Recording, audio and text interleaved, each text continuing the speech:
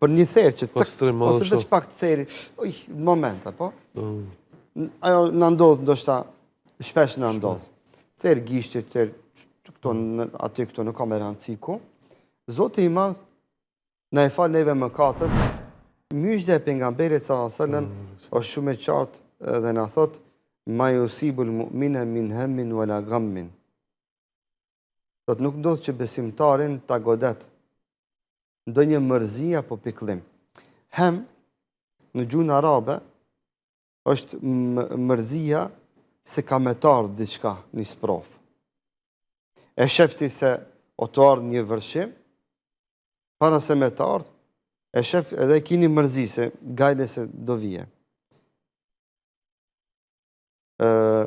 Huzën është kur të ndodhe sprova. Do njerë na e shofë, mi tu i bo analizat, i mi të e pa se si kina mirë diçka veshkët. Shembol hipotetikisht thonë. E pastaj vjen dita, ku me të vërtet konstatohet se veshkët nuk janë mirë. Sjedhet diagnoza, bot diagnostifikimi. Pastaj do të Muhamedi sallallahu alaihi wasallam wala gammin. Gam, do në hem i thënë para se marrë sprova. Hozën i thënë, kur vjen sprova, gam i thënë masi shkon sprova. Do të ndodhi sprova, diagnostifikimi, e morë terapin, u mjekove, u shërove me izën të Zotit, ma do të kjo është mas tash, subhanallahu çka pata. Madje thot, edhe thera kur e theron robin, njeriu, Allahu thot, ati besimtarit ja falë gjënat. Shife, Allahu na shpërblen, veç kur e shojmë sot të në ardhë një sprov. Na shpërblen edhe kur na vjen sprova, kur na bëjmë durim. Na shpërblen edhe masit që mbaron sprova. Madje edhe një therë kur nga theron. Ki po dhe një therë diçka që to. Po edhe një therë e vogël, ki dalë me një kopsh, theroj diçka një lullin, një trëndafel, i kanë ato gjembat e veta.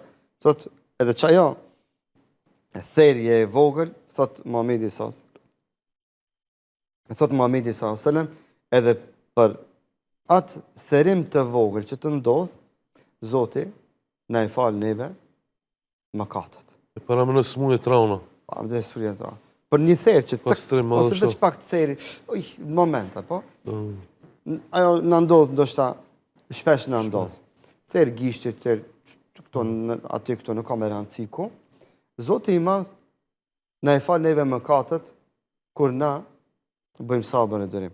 Madje, Allahu na shpërblen edhe para se me nërë sprova. Vetëm se e shojmë se o të nërë, dhe thëjna, o Allah, me letësim, o Zot, na e letësa. Na shpërblen edhe kur na vjen sprova. Na shpërblen edhe majsi që na shkon sprova. Në kuptimin asoj se ndë njëre, na shpërblen jo vetëm vetë vetën tonë, edhe me tjetërin që bëjmë sabër. Sikur se e shofëmi dhe një familjar tonin, se është smur. E shofim se është duke u keqësu gjendja. Zoti na shpërblen. Po ndroj jetë. Zoti na shpërblen në momentin që bënëm durim sa i ndroj jetë. Po pastaj, pasi që e vorosëm, Zoti përsëri na shpërblen, shkaku i durimit tonë që kemi bo pasi që kemi përcel, atë njeri, atë besimtar, atë antar të familjes tonë, apo të shoqërisë tonë, nga mesi jo. Shpërblimet të mdhaja, vetëm me adhurimin e durimit. Andaj adhurimi i durimit është një adhurim që manifestot dhe që du të manifeston robi në momentet kur ai ballafaqohet me sprova në jetën e tij. E ka një shans të madh. Andaj hadithet e Muhamedit sallallahu alaihi wasallam janë tilla.